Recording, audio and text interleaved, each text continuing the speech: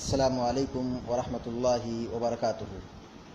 الحمد للہ رب العالمین والعاقبۃ للمتقین والصلاة والسلام علی اشرف الانبیاء والمرسلین نبینا محمد وعلی آلہ وصحبہ اجمعین ومن تبعہم بإحسان الی یوم الدین وبعد۔ اعوذ باللہ من الشیطان الرجیم، بسم اللہ الرحمن الرحیم۔ نحن نقص علیک نبأهم بالحق انہم فتیۃ آمنوا بربہم وزدناہم ہدی۔ ابھی آپ کے سامنے 15ویں پارے کی ایک آیت کریمہ پڑھی گئی ہے جو سورہ کہف کی ہے، اور سورہ کہف کی بڑی فضیلت ہے۔ اس سورت کی تلاوت جمعہ کے دن کرنا مسنون اور مستحب ہے۔ نبی کریم صلی اللہ علیہ وسلم نے احادیث میں اس کی بڑی فضیلت بیان فرمائی ہے۔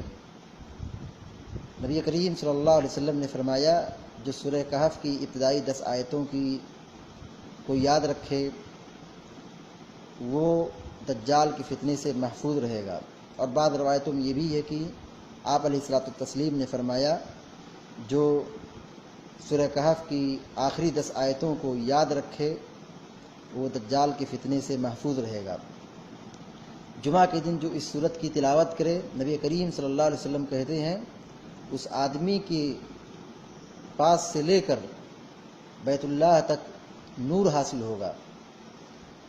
اور ایک روایت میں بھی کہا گیا کہ جو آدمی سورہ کہف کی تلاوت کرے جمعہ کے دن تو اسے 1 ہفتہ اور مزید 3 دن تک کا نور عطا کیا جاتا ہے۔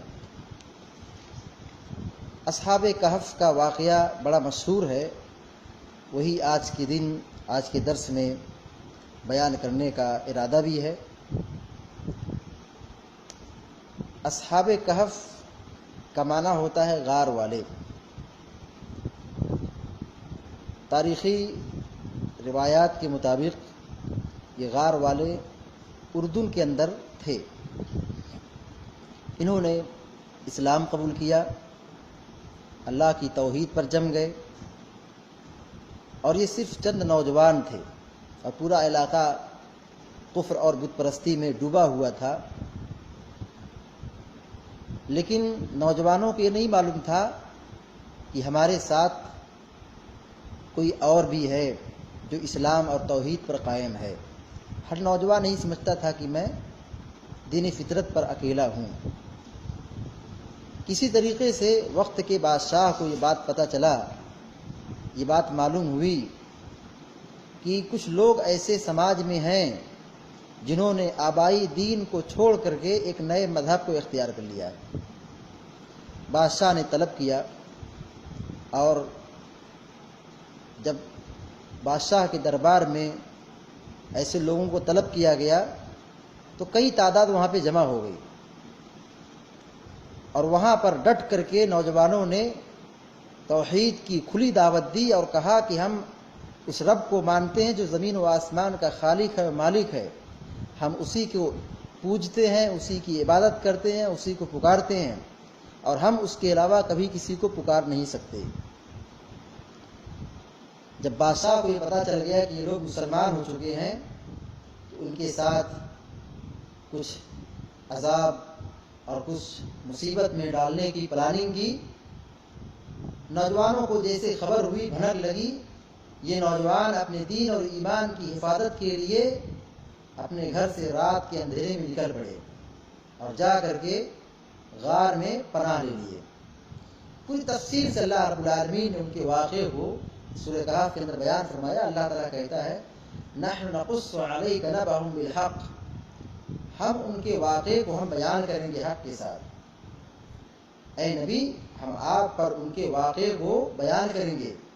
انہم فتیۃ آمنوا بربہم وزدناہم ہدی، یہ چند نوجوان تھے جو اپنے رب پر ایمان لائے تھے، ہم نے ان کے ایمان میں، ان کی ہدایت میں مزید اضافہ عطا کیا، ان کو دین کے کاموں کی توفیق عطا کی۔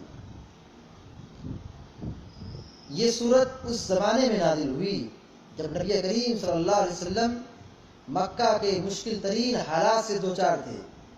مکہ کے کافر اور سربراہدہ لوگ، بڑے بڑے لوگ یہودیوں سے مل چکے تھے، وہ آپ کی نبوت میں شبہے نکالنے کے لیے، کیڑے نکالنے کے لیے مختلف قسم کے اعتراضات کرتے تھے۔ مکہ کے مشرکین کا اعتراض یہ تھا، اگر آپ سچے نبی ہیں تو آپ غار والوں کا واقعہ بتائیے، آپ سچے نبی ہیں روح کی حقیقت بتائیے، آپ سچے نبی ہیں تو ذوالقرنین کے بارے میں بتائیے۔ اللہ رب العالمین نے ان کے سارے شبہات اور سارے سوالات کا جواب دیا۔ اسی سورہ کہف کے اندر اصحاب کہف کا واقعہ اور اسی طریقے سے ذوالقرنین کا واقعہ اللہ رب العالمین نے تفصیل بیان فرمایا، اور روح کی حقیقت کا جواب اللہ رب العالمین نے سورہ کہف سے پہلے سورہ اسراء اور سورہ بنی اسرائیل کے اندر دیا۔ وَيَسْأَلُونَكَ عَنِ الرُّوحِ قُلِ الرُّوحُ مِنْ أَمْرِ رَبِّي وَمَا أُوتِيتُم مِنَ الْعِلْمِ إِلَّا قَلِيلًا، یہ آیت کریمہ نازل ہوئی۔ اللہ رب العالمین نے سورہ کہف کے اندر اصحاب کہف کا واقعہ بیان فرمایا ہے، اور وہ صاحب ایمان مسلمان نوجوان اپنے دین اور ایمان کی حفاظت کے واسطے گھر اور بار کو چھوڑ دیا اور جا کر کے غار میں پناہ لے لی۔ جب یہ غار میں پہنچے تو راستے میں ان کے ساتھ ایک کتا ہو لیا۔ جیسے اللہ تعالیٰ نے کیسے انتظام کیا، یہ لوگ نکل رہے ہیں، اللہ نے ان کی حفاظت کے لیے ان کے ساتھ ایک کتا کو بھیج دیا۔ یہ کتا ان کے پیچھے پیچھے ہو لیا، ان کی نگرانی کرنے کے لیے، ان کی حفاظت کے لیے۔ اور جیسے یہ لوگ غار کے دہانے پر پہنچے اور وہاں غار میں جا کے چھپ گئے، کتا جا کر کے آنگن میں بالکل دروازے پر پیر پھیلا کر کے وہ بھی سو گیا۔ اللہ تعالیٰ نے اس کو بھی سلا دیا۔ حفاظت کیا تھی؟ تاکہ کتے کی وجہ سے کوئی دوسرا اندر داخل ہونے کی کوشش نہ کرے۔ اور اللہ تعالیٰ نے ان کو ایک لمبی مدت تک کے لیے، ایک کافی طویل مدت تک کے لیے سلا دیا۔ تقریباً 309 برس تک یہ لوگ سوتے رہے۔ اللہ تعالیٰ کہتا ہے وَلَبِثُوا فِي كَهْفِهِمْ 300 سِنِينَ وَازْدَادُوا 9۔ یہ لوگ اپنے غار میں سوئے رہے، ٹھہرے رہے 300 سال تک، اور مزید 9 سال، یعنی 309 سال تک یہ لوگ اپنے غار میں سوتے رہے، آرام کرتے رہے۔ اتنی طویل مدت تک سونا کوئی آسان بات ہے؟ یہ اللہ رب العالمین کی قدرت کاملہ ہے۔ یہ لوگ اللہ کے دین کی حفاظت کے لیے نکلے تھے، اللہ نے ان کی حفاظت کی اور ان کو 300 ایک لمبی مدت تک غار کے اندر سلائے رکھا۔ اللہ رب العالمین اتنا بہترین انتظام کیا کہ موسم کی تبدیلی، ٹھنڈی، بارش، گرمی، ان سبوں کی تپش اور شدت کے باوجود انہیں ذرہ برابر بھی کوئی تکلیف اور کوئی نقصان نہیں پہنچتا تھا۔ سورج بھی نکلتا تھا تو سورج کی شعاعیں اور سورج کی دھوپ ان کو پریشان نہیں کرتی تھی۔ اللہ رب العالمین سورج کو حکم دیتا تھا کہ اپنے مدار سے، اپنے راستے سے تھوڑا ہٹ کر کے دوری سے گزر جائے، یعنی ان سورج کی تپش غار والوں کو نقصان نہ پہنچائے، ان کو سورج کی تپش اور گرمی اور حرارت ان کو نہ پہنچے کہ ان کی نیند میں خلل واقع ہو۔ اور سامنے غار کے سامنے آنگن میں ایک کتے کو سلا رکھا، وہ ٹانگ پھیلا کر کے سوئے رہا۔ مقصد یہ تھا تاکہ اس کتے کی وجہ سے دوسرا اندر کوئی داخل ہونے کی کوشش نہ کرے، کیونکہ جب وہاں کتا ہوگا تو دوسرے لوگ وہاں داخل ہونے کی کوشش نہیں کر سکتے ہیں، ڈریں گے کہیں کتا اٹھے اور دوڑا کر کے کاٹ نہ لے۔ اللہ رب العالمین نے ان کے حق میں بہترین انتظام کیا۔ یہ 300 سال تک سوتے رہے۔ اللہ رب العالمین کو جگایا، یہ لوگ بیدار ہوئے، اور جب یہ بیدار ہوئے تو ان کے بال بہت بڑے بڑے تھے، ان کے ناخن بہت بڑے بڑے تھے، ان کو بھوک اور پیاس لگی ہوئی تھی۔ اللہ رب العالمین نے ان کے کھانے اور پینے کا انتظام کیا۔ یہ لوگ جب گھر سے نکلے تھے تو پیسہ لے کر آئے تھے، اور جیسے نیند کھلی تو ایک آدمی کو بھیجا، ان میں سے نوجوانوں میں سے کسی ایک نوجوان کو بھیجا گیا۔ وہ آدمی آیا بازار میں اور مارکیٹ جا کر کھانے پینے کی سامان چیزوں کو خریدا، تو وہاں پر جو قیمت اس نے چکائی، کرنسی پیش کی، تو 300 سال پہلے کی کرنسی تھی۔ مالک دکاندار اچنبھے میں آ گیا، حیران ہو گیا، یہ کرنسی کہاں سے پایا ہے؟ لگتا ہے کہ اس کو بہت بڑا خزانہ ملا ہے۔ اس نے شکایت پیش کر دی امیر کے پاس، ذمہ دار کے پاس، کہ کسی نے ہم کو پرانے زمانے کی کرنسی دی ہے، لگتا ہے کہ اس کے پاس کوئی خزانہ برآمد ہوا ہے۔ امیر کے پاس جب یہ خبر پہنچی کہ کچھ لوگ ہیں جن کے پاس پرانے زمانے کا خزانہ ملا ہے، تو وہ آیا اور غار والوں سے بات چیت کی، اور وہاں ان کی حالت کے بارے میں پہچانا، جانا، اور ان کی آپیتی کو سنا۔ وہ بادشاہ اور ذمہ دار امیر ٹھیک ٹھاک تھا، بہترین آدمی تھا، نیک آدمی تھا۔ اس نے ان کی عزت کی، ان کا احترام بجا لایا، اور وہ لوگ آئے، کھائے، آرام کیے۔ کچھ ہی دنوں کے بعد ان لوگوں کا انتقال ہو گیا۔ ان کی کتنی تعداد تھی یہ قرآن کریم میں اللہ رب العالمین نے 7 تعداد کی ذکر کی ہے، اور 8واں ان کا کتا ذکر کیا ہے۔ کہا وَيَقُولُونَ سَبْعَةٌ وَثَامِنُهُمْ كَلْبُهُمْ قُلْ رَبِّي أَعْلَمُ بِعِدَّتِهِمْ، یعنی ان کی تعداد 7 تھی اور ایک کتا تھا جو 8واں تھا، لیکن حقیقت یہ بات یہ ہے کہ ان کی تعداد کتنی تھی وہ اللہ بہتر جانتا ہے۔ اب جب ان کا انتقال ہو گیا تو امیر وقت نے یہ کہا کہ ہم ان کی قبر پر مسجد بنائیں گے۔ وقال الذين غلبوا على امرهم لنتخذن عليهم مسجدا، امیر وقت نے یہ کہا، ذمہ دار نے یہ کہا کہ ہم ان کی قبروں پر مسجد بنا دیں گے۔ یہ بادشاہ کی بات تھی، اور اہل بدعت اسی بات کو لے کر کے، اسی آیت کریمہ کو لے کر کے یہ استدلال کرتے ہیں کہ دیکھیے بادشاہ نے ان کی قبروں پر سجدگاہ بنایا، مسجد بنائی تو قبروں پر مسجد بنا سکتے ہیں۔ نہیں، دیکھیے یہ ہماری شریعت سے پہلے کی بات ہے۔ دوسری بات یہ ہے، یہ ذمہ دار کی بات ہے، کوئی ذمہ دار کی بات شریعت نہیں بنتی ہے۔ ہماری شریعت میں صاف اعلان ہے کہ قاتل اللہ الیہود والنصارى اتخذوا قبور انبیاء مساجد، اللہ تعالیٰ یہود و نصارہ کو غارت کرے، ہلاک و برباد کرے، انہوں نے اپنے انبیاء کی قبروں کو سجدگاہ بنا دیا، اپنے بزرگوں اور نیک لوگوں کی قبروں کو سجدگاہ بنا دیا۔ تو نیک لوگوں کی قبروں کو سجدگاہ بنانا یا انبیاء کی قبروں کو سجدگاہ بنانا جب جائز نہیں ہے، تو عام انسانوں کی قبروں کو سجدگاہ بنانا اور ان کو پختہ بنانا، اس کے سامنے جھکنا اور طواف کرنا، یہ سب خرافاتی کام کیسے درست ہو سکتا ہے؟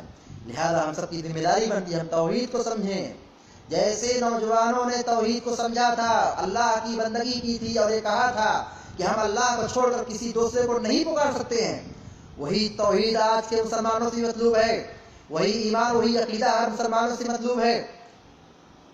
ہم اور آپ کہاں پہ ہیں؟ ہمارے یہاں توحید کا کوئی احساس نہیں، توحید کی کوئی قدر و قیمت نہیں۔ کھلے طور پر ایک مسلمان توحید کا خون کرتا ہے، شرک کرتا ہے، قبروں کی پوجا کرتا ہے، اللہ رب العالمین کو چھوڑ کر کے مردوں کے سامنے جھکتا ہے، مردوں کو پکارتا ہے۔ بہت بڑی بدنصیبی ہے یہ۔ اصحاب کہف کے واقعے سے ہمیں اور آپ کو جو نصیحت ملتی ہے وہ یہ کہ آدمی کو سچے دین اور سچے عقیدے پر، صحیح دین پر جمنا چاہیے، دین پر استقامت اختیار کرنا چاہیے۔ ایک دوسری نصیحت یہ ملتی ہے کہ نوجوان یہ ہمارے سماج کی اور ہمارے معاشرے کی یہ ریڑھ کی ہڈی ہیں۔ نوجوان اگر سدھر جائے، نوجوان اگر دیندار ہو جائے، اللہ کی توحید کو سمجھ جائے، تو پھر نوجوانوں کی ذریعے سے اللہ رب العالمین بہت سارے اصلاح اور بہت سارے دعوتی کام لیتا ہے۔ نوجوان اگر سدھر جائے، تقوی اختیار کر لے، اللہ رب العالمین کی نگاہ میں نوجوان کی بڑی قیمت ہے۔ نوجوان اگر عبادت کرے تو اللہ رب العالمین کا اس کا بڑا مقام ہو، شاب نشا فی عبادت اللہ، نوجوان کی عبادت اللہ تعالیٰ کے یہاں بڑا مرتبہ رکھتی ہے۔ کل قیامت دن اللہ تعالیٰ ایسے نوجوان کو اپنے عرش کے سائے میں جگہ دے گا جس دن کی اس کے سائے کے علاوہ کوئی سایہ نہیں ہوگا۔ اس طرح ایک نصیحت یہ ملتی ہے کہ ہمارے نوجوان دین کی حفاظت کریں، دین کی حفاظت کریں، اور اس دین کی حفاظت میں جو بھی قربانی کی ضرورت پیش آ جائے، جان کی، مال کی، ہر چیز کی قربانی دینے کے لیے تیار رہیں۔ واقع کہف سے یہ پیغام ملتا ہے کہ دین کی قربانی کے لیے ہمیشہ ہمیں تیار رہنا چاہیے۔ ان نوجوانوں نے اپنے گھر بار کو چھوڑا تھا، اپنے علاقوں کو چھوڑا تھا، ہجرت کیے تھے۔ دین اسی بات کا نام ہے، دین یہی تقاضا کرتا ہے کہ اللہ کے دین کے لیے اگر ضرورت پڑ جائے تو جان مال بھی قربان کر دینی چاہیے۔ بڑے افسوس کے ساتھ کہنا پڑتا ہے کہ آج کے نوجوان اور آج کے مسلمان دین سے کس قدر دور ہیں، اللہ رب العالمین کی توحید سے کس قدر ناآشنا ہے۔ کوئی خبر نہیں، کوئی احساس نہیں۔ نوجوانوں کو چاہیے کہ اللہ کے دین کی حفاظت کریں، اللہ کے دین پر جم جائیں، توحید پر آ جائیں۔ یہی اصحاب کہف سے پیغام ملتا ہے۔ دوسری بات یہ کہ اللہ کی مدد آئے گی۔ کیسے مدد آئے گی؟ جب ہم اللہ کے دین پر جمیں گے۔ بغیر دین پر استقامت اختیار کیے ہوئے اللہ کی مدد نہیں آ سکتی ہے۔ ہم بھول جائیں، اللہ کی مدد آئے گی کب؟ جب ہم اللہ کے دین کی حفاظت کریں گے۔ یا ایھا الذین آمنوا ان تنصروا اللہ ینصرکم ویثبت اقدامکم، اگر تم اللہ کے دین کی حفاظت کرو گے تو اللہ تعالیٰ تمہاری حفاظت کرے گا۔ اصحاب کہف نے اللہ کے دین کی حفاظت کی، اللہ نے ان کی حفاظت کی۔ اللہ رب العالمین کا کیسا انتظام کیا، غار کے اندر 300 سال تک ٹھہرائے رکھا، سلائے رکھا، ان کو کچھ بھی نقصان نہیں پہنچا۔ اللہ نے ان کو زندگی بخشی، ایک طویل زندگی عطا کی۔ اگر ہم بھی دین پر آ جائیں، توحید پر آ جائیں، اللہ کے نبی کی سنت پر آ جائیں، تقوی کی زندگی پر آ جائیں، تو اللہ تعالیٰ کا وعدہ آج بھی ہے کہ اللہ تعالیٰ آج بھی ہم کو ہماری حفاظت کرنے والا ہے۔ یہ اللہ کی سنت رہی ہے کہ اللہ تعالیٰ اپنے دیندار بندوں کی حفاظت کرتا ہے، ان کی مدد کرتا ہے، ان کی نگرانی کرتا ہے۔ لہذا ہم سب کی ذمہ داری بنتی ہے کہ ہم نوجوان اور سارے مسلمان اللہ رب العالمین کے دین کو سمجھیں اور اس دین پر کو سمجھ کر کے اس پر استقامت اختیار کرنے کی کوشش کریں. اللہ تعالی ہم سب کو اور آپ سب کو اور سارے مسلمانوں کو دین پر استقامت اختیار کرنے کی توفیق عطا فرمائے. آمین یا رب العالمین. اقول قولی ھذا واستغفر الله لي ولكم ولسائر المسلمين فاستغفروه انه الغفور الرحيم. وصلى الله على نبينا محمد وعلى اله وصحبه اجمعين. والسلام عليكم ورحمه الله وبركاته.